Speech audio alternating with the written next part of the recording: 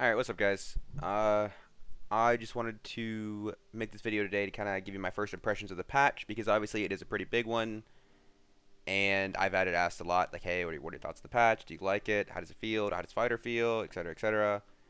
And, on my initial first impressions when I first saw the patch, I was like, okay, this is cool, but it doesn't feel like much has changed. Like, there's not a whole lot of balance we've got, which, to be fair, we didn't. Well, it didn't, not in, like, not in the patch at least, right? However, we have got a lot of changes that actually end up affecting the game. One of these being we've got a lot of weapon changes, a lot of stat changes. Like, for example, weapons got much lower damage. Like, I don't think I have an arming sword in here, but arming swords do significantly less damage. Like, PDR rolls are less. Pretty much everything has less damage. One-handed swords especially do very little damage. Like, daggers do little damage, short swords damage. Falchion, Viking sword, arming sword, all those have much lower damage. And with that being said, they did actually give us some increases to armor rating, though. So you see this blue fine cuirass is 101. These heavy legs have 36. It's actually a lot more. Also, something else that's very important to note is you see these heavy legs have 2 strength. Let's see if I have any purple ones in here. Do I have any purple ones I can look at? No, I don't. But like, let's see, is there any purple armor in here? Come on, you gotta give me something. Oh, what was that? Okay, whatever. But anyways, so you see these have 2 strength. Now certain pieces of armor can scale with their stats. So armor that has innate stats like heavy leggings or riveted gloves that would normally give 1 strength at all rarities now gives you more as you go up in the rarity. So at purple you get 3 strength, and I'm pretty sure it caps out at 3. I haven't seen legendary and unique, but if it gave 4 and 5, I would be surprised. But I think it only gives 3. I think. And one thing about that's actually pretty noticeable and pretty big change is these are free stats that you're going to get. So, for example, riveted gloves, heavy legs, and plate boots, which obviously they're not here. Like, if I see, like plate boots, these are here. These give 1 strength, and if these get to purple, these will give 3. So that's 3, 6. That's 9 strength you're getting from these 3 pieces of armor right here. From these, like from your gloves, your legs, and your boots. So that's 6 more stats than you would have had before. Also, because these have higher armor rating, it's more of a benefit using them. It's less of a drop off compared to the armor rating that plate would give you, while also having no minus MR and less movement speed penalty. So one thing, obviously I'm kind of segueing here into the build. One thing about fighter now is pretty much you will never use plate gloves or plate leggings again. There is basically no reason to ever use them. Boots are still useful because boots have the strength roll. But in theory, these were already better because once you got that high armor rating, losing out on 10, 15 armor didn't matter as much and you were getting free stats. Now you're literally getting 3 times the stats you were before, and it's even less of an armor discrepancy between the leather to the plate. So now these are just better in every way. And I think you still run Hound Skull. I think Hound Skull is still your best helmet. Not really much changes there. And then for chest piece, I think Dark Plate is potentially better. They did buff Dark Plate, so Dark Plate does have more armor. Like you see, like they buffed all like gray armor. I'm pretty sure. I think Templar actually got nerfed. Templar armor got nerfed. However, you see this green Dark Plate is 84. That's how much a purple one used to have. This white fine or gray fine gear is 91. So they buffed armor rating on lower tiers of armor and like certain armor pieces overall by a ton. So Dark Plate gives you a lot of armor, and Fine Cuirass gives you even more than it used to. So now I think this right here, this armor setup, is the best combination of armor you can possibly have. Not including these, I think, or just put these on for intents and purposes. I think this right here is basically like the best setup you're going to have. They said maybe Dark Plate over Fine Cuirass if you have a good one. This is really interchangeable. This isn't a ginormous difference. It's if you're min-maxing, Dark Plate's definitely your best. If you're just, playing the game, these are interchangeable. It's not really going to make that big a difference. Like, it is a difference, but it's not a huge one. So, and now you see, I'm sure you see I have a Falchion and a Lantern here. And the reason for this being is I was trying out dual wield. And the reason is because my damage, like your damage is so low.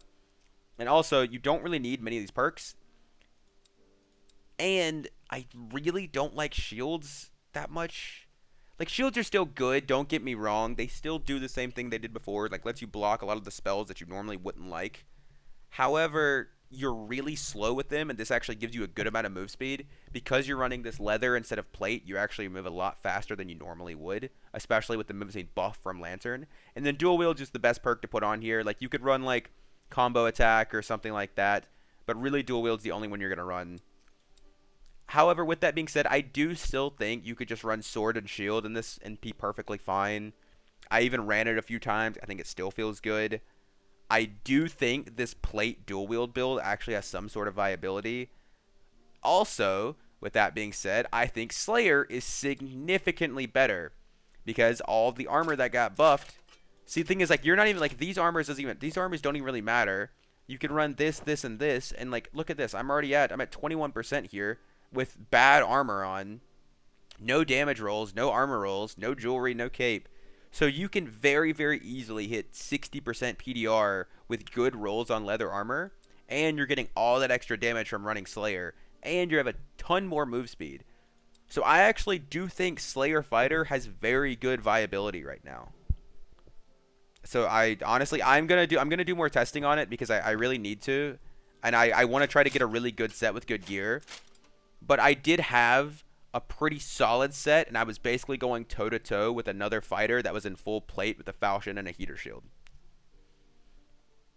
And it means that it felt really good. I mean, obviously, you see, I don't have it on, so I did end up dying, but I got 1v3'd, so it doesn't count. It's fake. And on to something else that I think is actually very, very important to note is if you completely ignore this and say, you know, you take off this, we put on, not counterattack, my bad, put on combo attack, I think something that has viability is two-handed. I don't have a halberd here, but I'm going to buy one just because I don't want to equip a longsword because I hate the longsword. If I have a halberd here I can buy, 35 gold, screw it. Halberd. Two-handed halberd is back. And it's probably better than it ever has been before. Because now, with one-handed being nerfed, two-handed is your best source of damage. Like, really. This has, I mean, while these weapons did get nerfed as well, like, I think around 7 to 8 base damage at the upper ranks, they are still hitting very, very hard. You're still going to two-shot people that aren't tanks. In, like, barbs, you're still going to 3 to 4 shot. Fighters are obviously fighters. But halberd actually has really good viability now. And because you can get so many free stats and you have higher armor rating base from all this gear, the stat requirements to use a two-handed weapon isn't as high as before. Well, it's not that, okay, my bad. It's still just as high, but it's much easier to reach that level. So it's not as hard to get to as before. It's much easier to achieve. And so if you're able to achieve that level and you can use these two-handed weapons, they are doing a ton of damage. You're going to out-damage other fighters that aren't using two-handed by a mile. And because of they made the armor scaling, they made it much stricter. So you have when you hit that cap, armor is giving you less return. Shield isn't giving you as much value other than just purely blocking or the stat rolls on it. And I think that about sums it up. However, I mean, like I said, with all of that being said, I do still think Fighter's pretty bad. I mean, they didn't really change the class at all. Like, the class is going to be played differently now, but they didn't really do anything to do that. Like, it was nothing to Fighter was done. It was more like just the physical damage nerf. Like, an arming sword, a purple arming sword can roll like 29 damage right now. Like, that is awful. I was hitting with a 28 damage blue arming sword, and I was headshotting the dummy for 49. Like, that is just horrible. If you consider damage reduction, body shots, arm shots, all that in, it can literally take you 4 to 5 hits to kill a ranger that has strength with a purple arming sword. And that is just, that's awful. Something else, actually, that I do, a couple more things I do want to mention, that not just including Fighter, this is kind of about the game in general. Something they did was they removed weapon damage rolls from everything but a weapon. So now you can't stack weapon damage on all your other armor pieces like you normally could on a ranger or a rogue and two-tap people. So those classes have it much, much harder now. Rogues already had it really hard because they got nerfed super hard. Now they have it even harder to actually get effective damage on their gear. Rangers as well. Rangers don't suffer as much because they can still go like strength and physical damage and get a lot because obviously they weren't relying on like perks like ambush or weak point or a skill like weak point to do all their damage. However, they did get nerfs as well. The longbow now only fires 2 shots with quick shot, and longbow got a decent amount of base damage taken off of it. So rangers are going to be doing much less damage. And on to, I guess, the stars of the patch. Barbarians, clerics, and wizards are going to be ridiculous. And you know what? See, something I'm sure a lot of you just had like a light bulb pop above your head when I said that. When I say barbarian, cleric, and wizard, that's what does that scream? Buff ball. Because that's what the buff ball comp is. That comp is going to be it's going to be more oppressive now than it has ever been in the past. Even in last wipe with +3 all, as oppressive as it was then, it's about to be worse.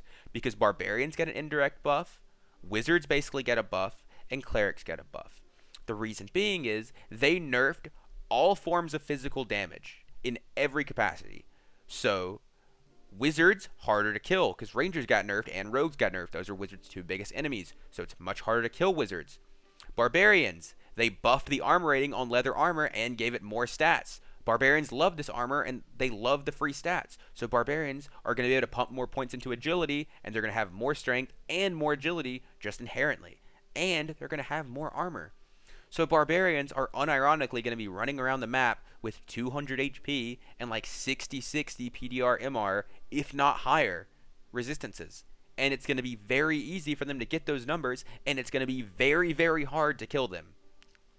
Clerics, they didn't get any heals. They basically lowered damage across the board, but clerics' heals didn't get touched, so clerics are going to be pumping out full HP heals when you're struggling to break down a health bar. So overall, my impressions of this patch are, I don't know, I'm questioning some decisions they've made. I don't understand why they nerfed physical damage as hard as they did while also buffing armor and not buffing magic damage. It's certainly a weird thing to do. Like, yeah, they did buff certain sources of MR. Like, for example, if you look at these have 15 MR now, and these have 25. So, yeah, technically, you can build more MR, but the thing is, the only class that's really going to build those, and it's going to matter, is Barbarian. And Barbarian already didn't have issues building MR. The people that need to build MR is everyone else that actually needs it. Fighter still can't build that because Fighter's not going to wear either of those pieces of armor, because if you do, you lose so much, and you're not really gaining much back. So, and I'm gonna make a tier list, I think, maybe in a couple days, and I will make a Fighter guide probably tomorrow or the day after, and I'll go much more in depth about everything I'm talking about right now, because I know I kind of just give you guys a lot of information. And to be fair, a lot of this is speculation on my part. Well, some of it, like the buff ball stuff, that's not speculation. That's a fact. That shit's gonna be OP. Give it a day. It's all you're gonna see everywhere, especially in High Roller. However, the fighter stuff, I think it's pretty easy to say two-handed. It's gonna be very, very strong. I think the dual-wield plate build that I was referring to, I think this does need a bit more testing. However, when I was playing it, it did feel really good. But I'm gonna try this more to see if it really feels good, see if it's really good. And I'll let you guys know. But until next time, peace.